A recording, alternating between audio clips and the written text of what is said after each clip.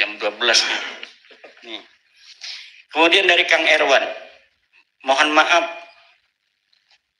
pernah suudon, saya maafkan Kang Erwan.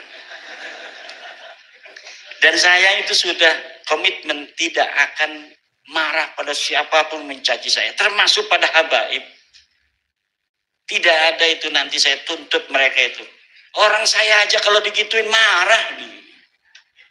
Saya aja kalau misalnya saya ini Habib nih, ada misalnya Imaduddin misalnya itu muncul, saya marah juga.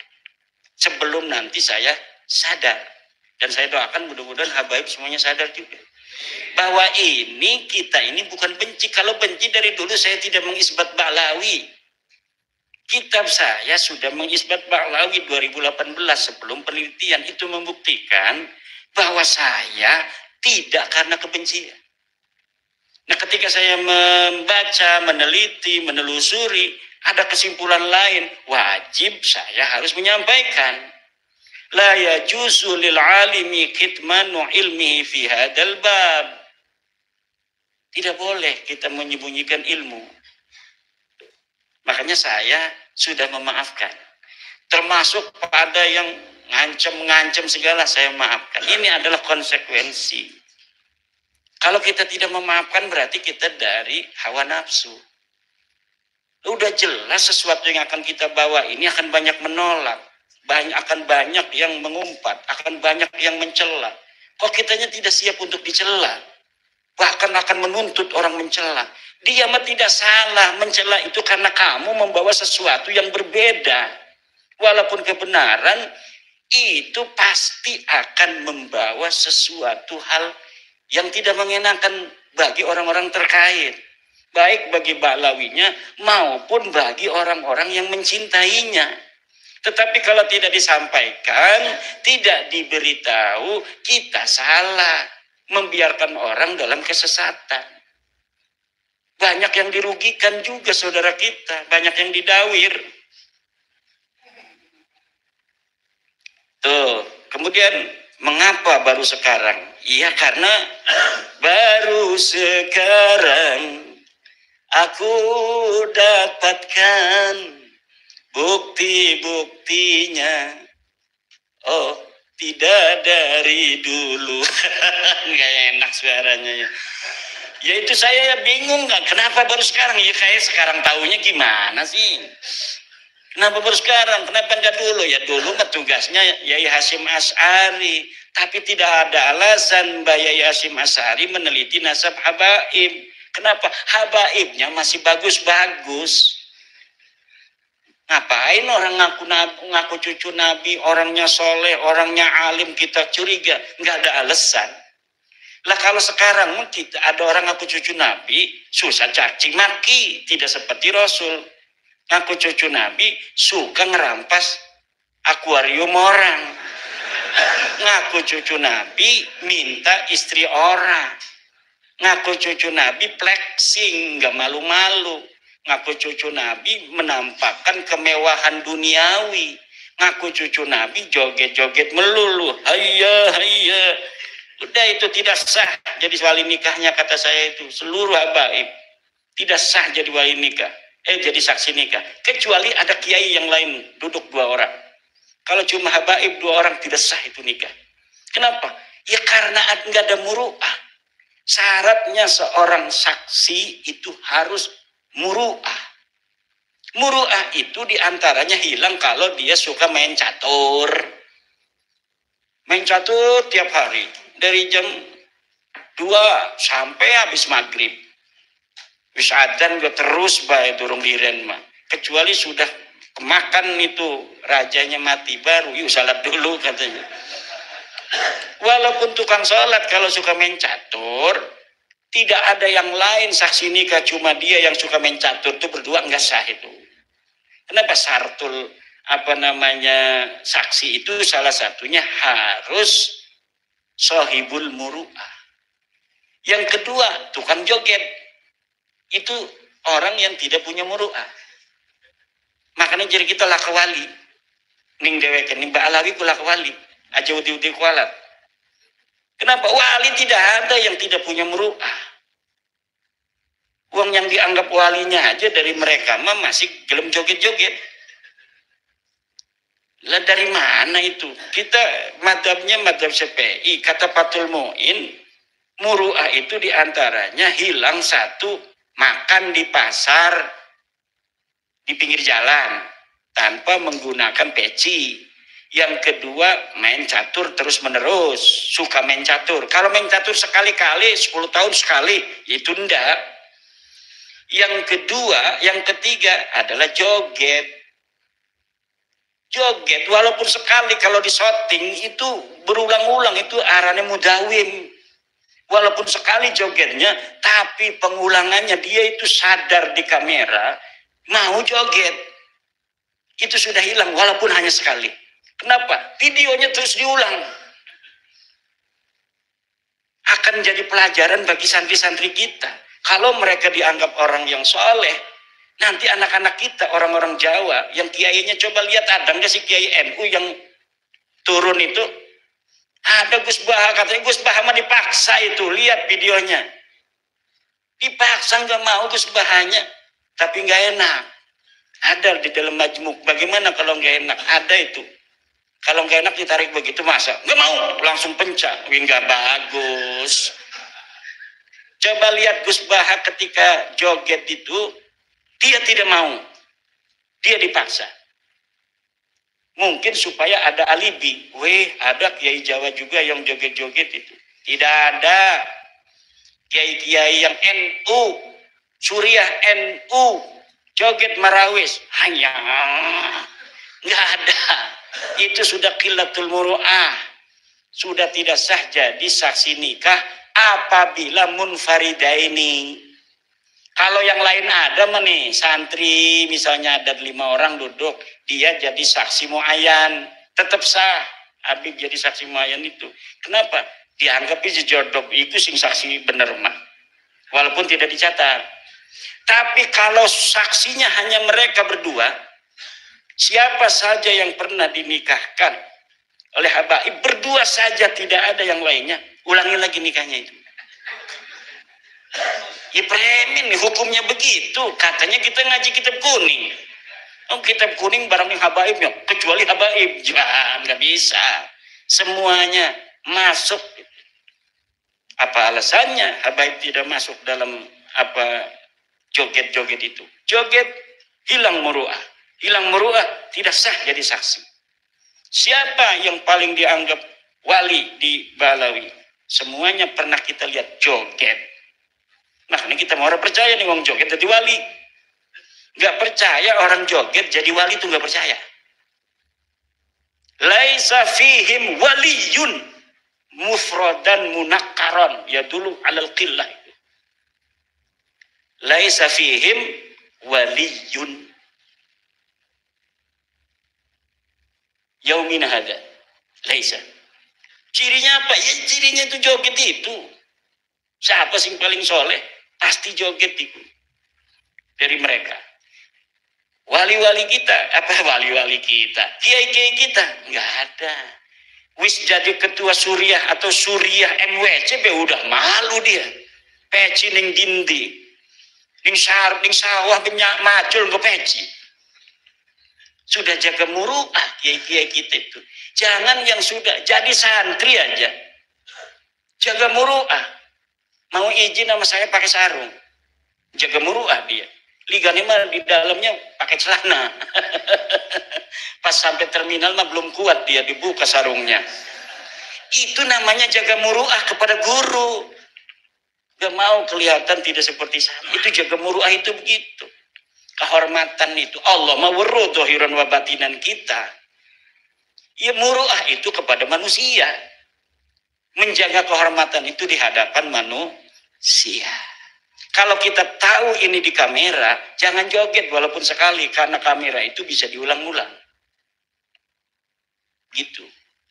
Gimiknya kayak wali baik. Kalau nerangin serius nggak ada ketawa. Kalau lagi ngajar ngaji dia. Kalau karena lagi di YouTube, seorang ibu ya, kayak wali-wali. Tapi ketika joget, merawis, ngower bawah-bawah. Masya Allah.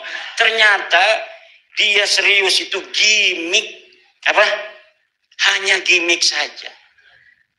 Itu masuk di dalam iklan. Masuk di dalam cara menarik pasar. Beda dengan kiai-kiai kita. Biasa-biasa aja. Coba lihat kayak gitu, biasa-biasa saja. Gus Baha ngajar ngaji di hadapan siapa aja biasa, ketawa-ketawa, tidak gimmick, menjaga action, menjaga marketing. Enggak, karena apa? Ilmunya Kiai Eno itu bukan marketing. Memang dia alim, memang dia soleh. Begitu di hadapan orang, begitu juga ketika tidak di hadapan orang. Tapi sekarang ini ada abuya-abuyaan, marketing ansi, gimmick saja dia bergaya begitu. Lagi ceramah, pakaian ulama. Ya, tapi ketika jalan-jalan nggak pakai peci. Nah, orang maksupur ra'si itu apa hukumnya jatuhnya? Akrabu ilal fisqi. Makanya kiai banyak yang pakai pet. Kalau jalan-jalan pakai pet kan, pakai rukul lak. Kalau dia malu pakai peci. Kenapa? Menjaga kepala ini itu adalah merupakan bagian dari muru'ah. Menjaga adalah.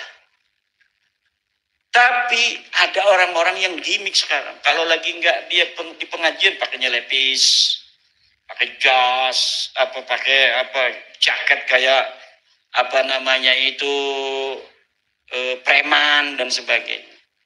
Itu namanya dia gimmick. Agama hanya digunakan sebagai gimmick, marketing ansi.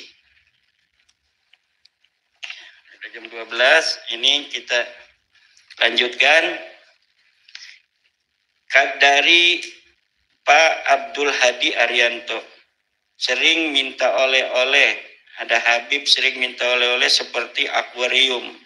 Akuarium masih murah. Di Lampung ini ada Habib mintanya Alphard. Bisa dikonfirmasi. Dan saya punya saksinya. Mintanya apa? Alphard. Makanya jangan jadi muhibin. Nah, kalau kelas kita, ya kalau di Dawit paling ya rokok sebungkus, nggak ada apa-apa di kantong kita. Tapi kalau kelasnya kelas camat, ya mungkin motor. Kalau kelasnya kelas bupati, ya udah Alphard itu. Wali kota. Kelas gubernur, waduh beda lagi dawirnya. Kelas presiden, bisa yang lain, tambang bisa itu. Makanya kita nilai kerugian dan kemanfaatannya. Kita percaya kepada nasab orang yang bukan cucu Nabi. Hanya memalukan aja kan. Yang ada hanyalah kemedaratan. Mendarat buat kita, mendarat buat dia. Maka hari ini orang yang akan selamat dari kejelekan orang-orang yang mengaku turun Nabi hanya satu. Dialah orang yang tidak percaya bahwa dia adalah cucu Nabi. Selain itu, yang masih ragu-ragu, iya ora, bisa masih ditekan. Masih bisa untuk diintimidasi. Kamu nggak percaya, kamu akan masuk neraka. Aneh ini cucu Nabi, duriat Nabi, cucu Nabi, kekasih Nabi, dan sebagainya. Kita akan terngiang-ngiang. Tapi lamun deklarasi di dalam hati, proklamasi, sendiri aja kita ngomongnya. Saya tidak percaya bahwa Habib cucu Nabi. Sendiri ngomong, ketika ada dia, nggak bakal kena. Dia ngomong sedikit aja ngelunjak, kita bisa melawan. Tapi kalau dalam hati kita masih ada sedikit saja kepercayaan, sulit kita untuk bisa membela diri ketika sedang berhadapan. Karena yang kita inginkan kecintaan Rasulullah. Ini saja yang ada di otak kita, kecintaan Rasulullah, barokah, syafaat dari Rasulullah. Sementara sebenarnya orang itu hanya menggunakan nama Rasul untuk kepentingan dia. Itu saja yang terjadi. Maka harus proklamasi sendiri masing-masing. Kalau tidak proklamasi, rasakan sendiri aja. Nasab yang mana yang harus diikuti? Habib yang mana? Ini Habib itu hanya keturunan Ba'lawi asalnya. Jadi keturunan Nabi itu kan tidak ada gelar sebenarnya.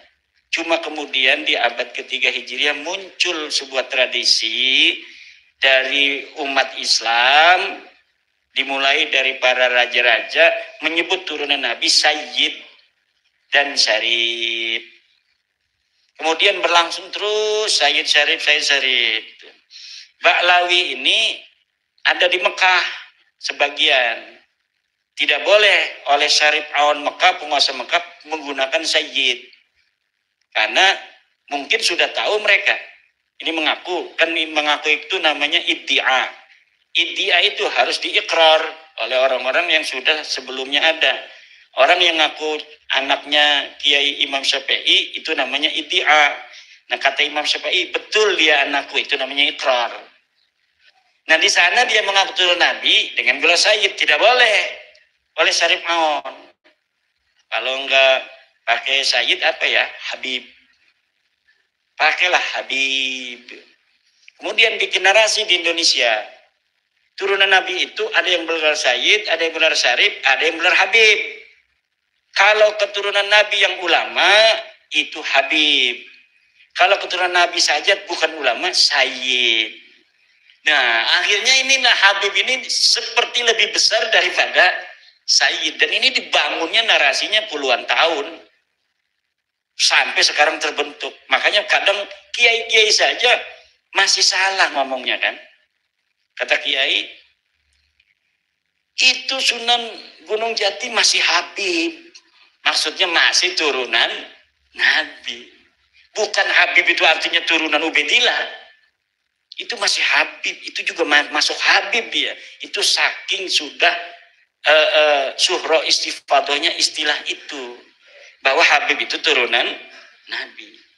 Padahal Habib itu adalah sebuah produk sosial dari kaum Ba'alwi.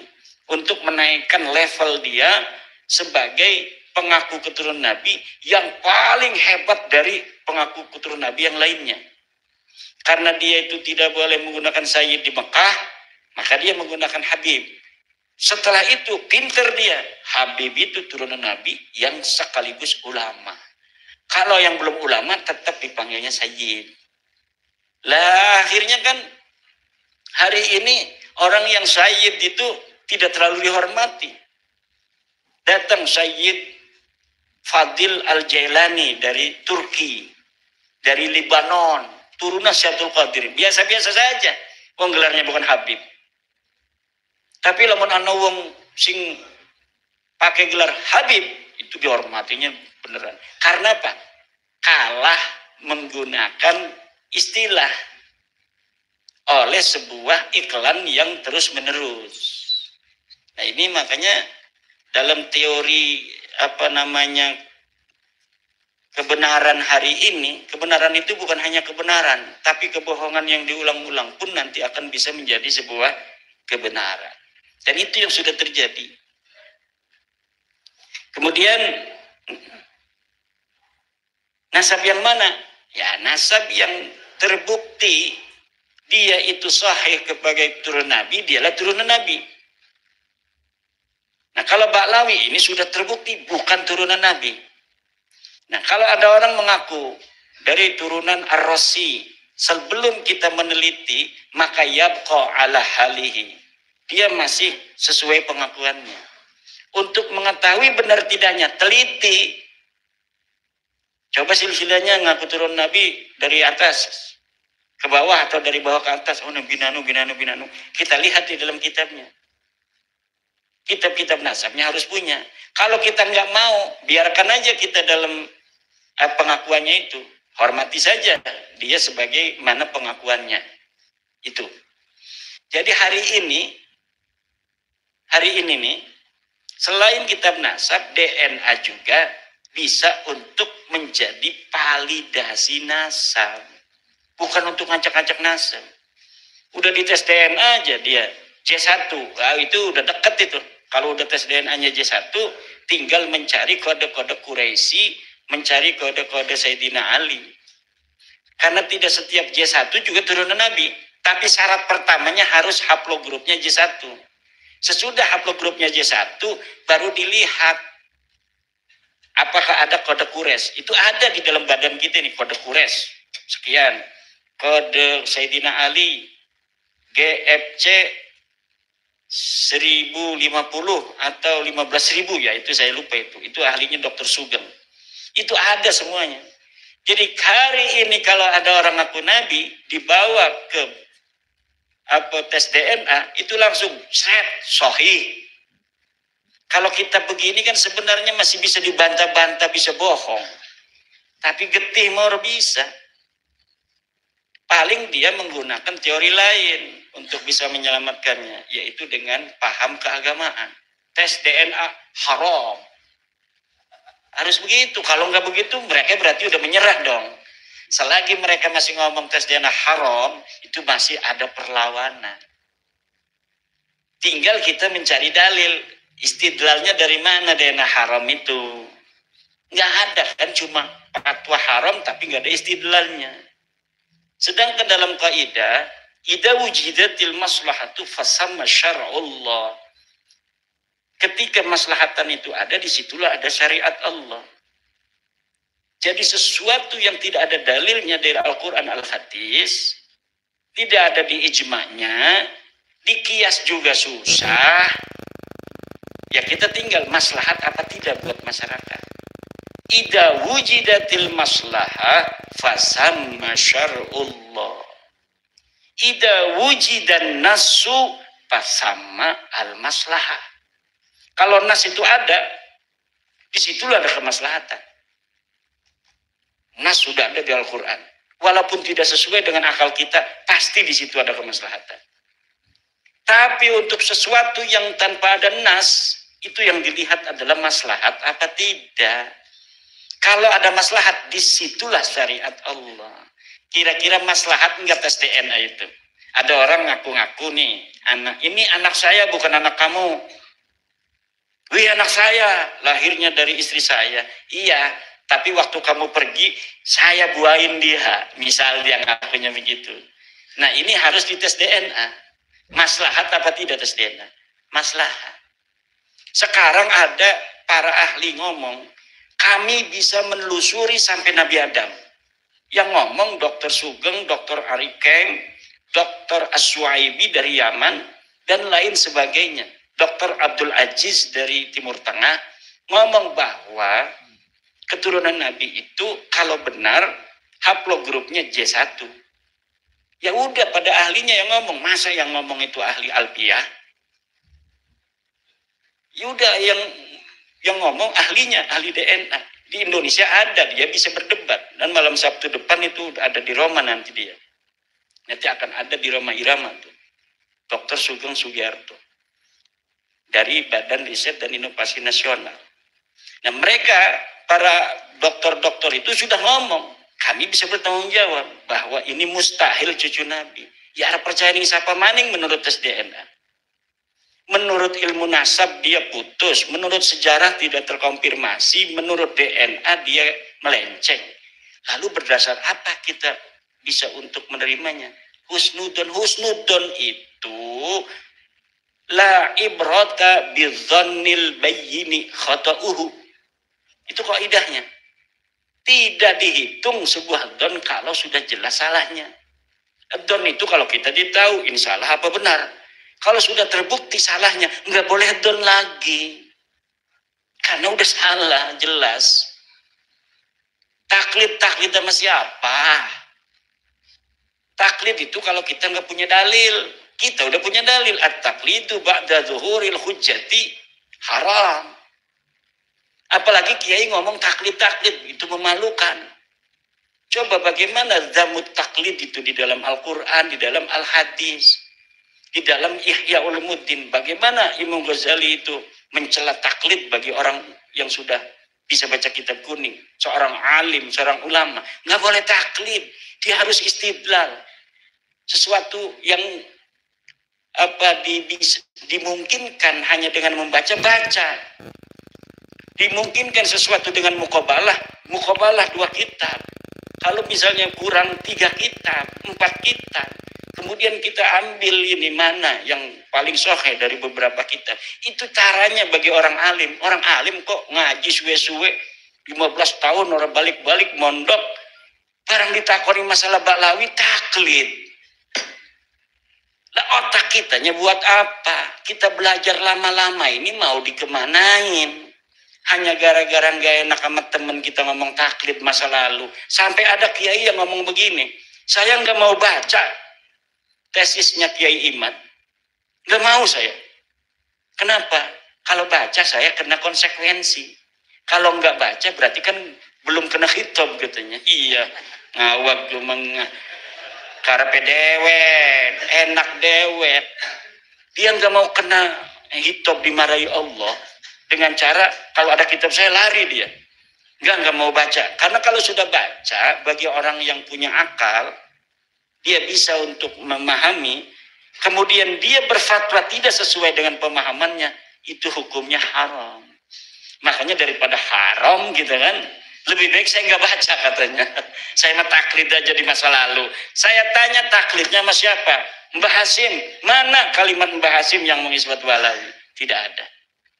Itu lafaz sayyid di dalam qanun asasi. Lafaz sayyid itu al kalimatul lati la yuqsadu bihal isbatu laisat isbatan. Itu kaidah di dalam ilmu nasab. Baca kitab Rasail fi ilmil ansab, baca kitab Muqaddimah fi ilmu nasab, bahwa kalimat yang tidak ditujukan untuk mengisbat laisat isbatan.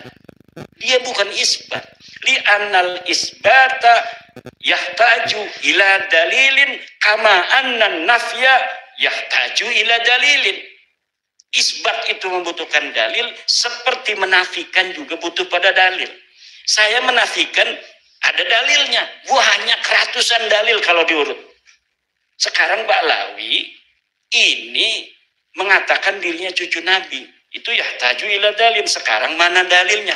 Ini dalilnya, ini yang meruntuhkan, ini lagi dalilnya, ini yang meruntuhkan, ini lagi. Wis dasar kamu mah hasud, iri, dengki. Ya susah kalau udah begitu. Ayo silakan ada dalil, kita punya daf'ud dalilnya. Ini dalil ini ada daf'ud dalilnya. Ini dalil ini ada daf'ul dalilnya. Makanya kita kirimi surat pada Rabit Alawiyah, sampai sekarang nggak mau. Kata saya sama manajemen Bang Haji Roma Irama, nanti Rabit Alawiyah diundang. Langsung diundang pakai kertas. Saya mah diundang manajemen Bang Haji Roma Irama hanya SMS. Siap. Tapi Rabit Alawiyah dikirimi surat. Dan sudah tidak mau diundang sama Bang Haji Roma Irama. Nggak mau dia. Saya sudah datang ke Pasuruan, diundang oleh Ki Ali Badri, katanya mau dipertemukan sama Topik Segap untuk bicara nasab. Saya datang ke Pasuruan ke rumahnya Ki Ali Badri, nggak mau untuk Topik Segap. Tapi framing makan beda. Ini nggak mau datang ke Banten, ya di Bantennya karena saya sudah tahu SMS-nya Topik Segap atau dari perwakilannya yang mengatakan kami Rabit Alawiyah tidak akan datang dan tidak akan mengirimkan wakil. Ya sudah, kalau tidak mau datang, tidak ngirimin wakil atas nama Rabita, buat apa saya debat dengan orang itu? Tapi tadinya mah karena kiai ini penganten, kata panitianya, kalau nggak ada kiai gimana? Ada keinginan saya untuk datang, kasihan kan orang udah modal-modal itu. Akhirnya banyak yang SMS, banyak yang kirim surat, jangan datang. Ini hasil istikharah Jawa Timur, kata Said Zulfikar, tidak boleh datang. Akhirnya saya tidak datang. Framing, al-kaburi. Pangeran Maweruh. Yang kabur siapa? Ya, kalau misalnya ada tuh yang berteriak-teriak kemarin, Muhdor Tanggul. Saya sudah tantang. Kalau misalnya merasa punya dalil, kapan waktunya kita berdiskusi? Atau siapa saja Rizik Syihab, kalau merasa punya dalil, silahkan tentukan waktunya kapan kita berdalil, kapan kita berdiskusi. Ari Bahar Smith mau remancing mah. Bikin kitab judulnya aja salah. Judulnya aja udah salah. Menurut ilmu nahu, ya bagaimana isinya? Jangan-jangan nanti bacanya dari kiri ke kanan, seret. Saya kalah pasti kalau kitabnya dari kiri ke kanan itu. Kemudian dari Kang Samsurijal, latar belakang apa? Itu latar belakang sudah sering itu tadi itu ya.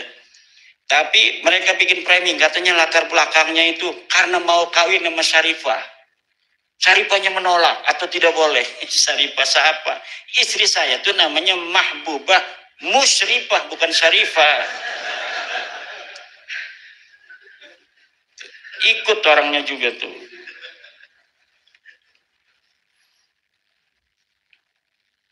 Bukan Syarifah. Ada karena katanya nyalon bupati tidak didukung, marah. Ini nyalon bupati mah pakai partai, bukan pakai kabin. Partainya diborong, takut calonnya dulu tuh ngelawan saya, yang nggak bisa nyalon. Kalau calonnya partainya diborong sama calon satunya, dia lawan bumbung kosong. Begitu. Ada lagi katanya pengen jadi MUI. Sekarang ada lagi nih yang baru. Ternyata dia pengen jadi ketua MUI, kemudian marah sama Habib. Nah, urusannya Habib sama MUI apa? Nggak masuk akal semua itu. Jadi latar belakang itu yaitu kita penasaran akhlak begitu ngaku cucu Nabi. Tidak sesuai dengan ajaran Nabi, ngaku cucu Nabi, itu aja. Sebelumnya itu kan tidak terlalu muncul tuh orang-orang model-model begitu itu. Lama-lama penasaran juga.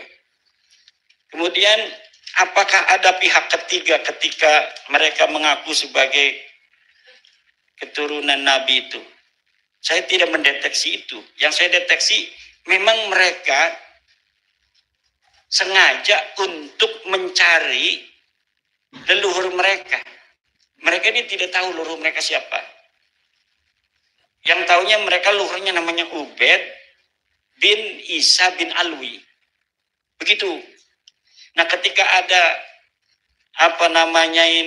seorang ulama besar namanya Jadid, di situ ada Abdullah bin Ahmad bin Isa, kan ada mirip tuh. Ada Abdullah bin Ahmad bin Isa. Abdullah bin Ubaid. Kan dia mau Ubaid ya, bin Isa.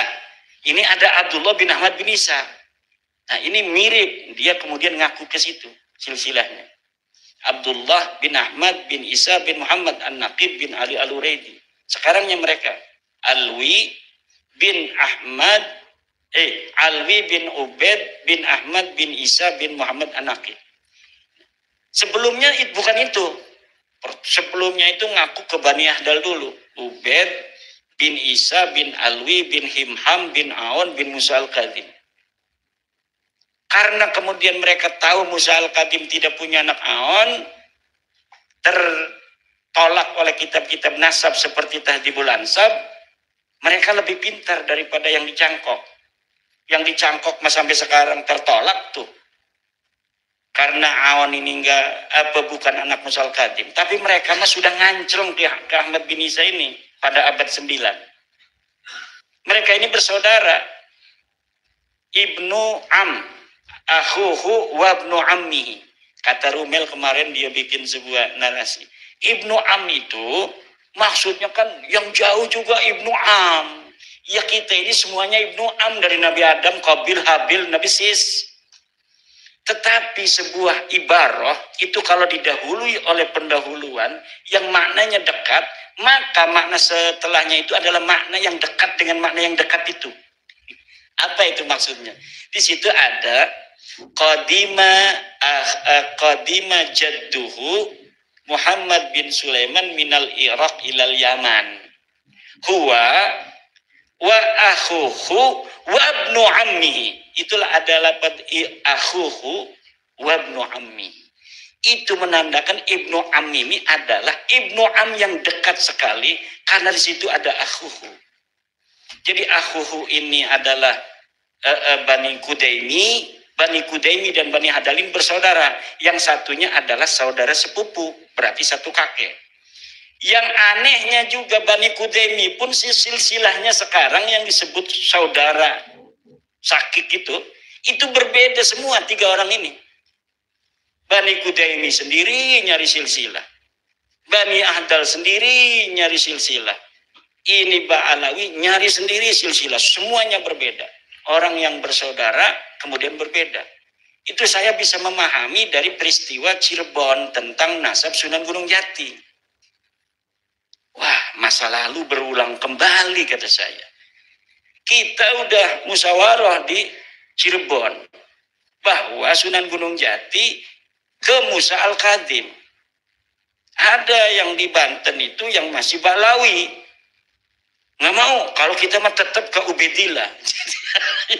Jadi satu silsilah, satu kakek namanya Sunan Gunung Jati, yang satu menulisnya ke Musa Al-Kadim, yang satu nulisnya ke Ubed. Itu untuk mengkonfirmasi bahwa masa lalu itu seperti itu kejadiannya. Jadi saya katakan hari ini apa yang terjadi ini adalah pengulangan dari masa lalu. Makam palsu. Katanya Ubed dimakamkan di Yaman. Ahmad bin Isa hijrah ke Yaman.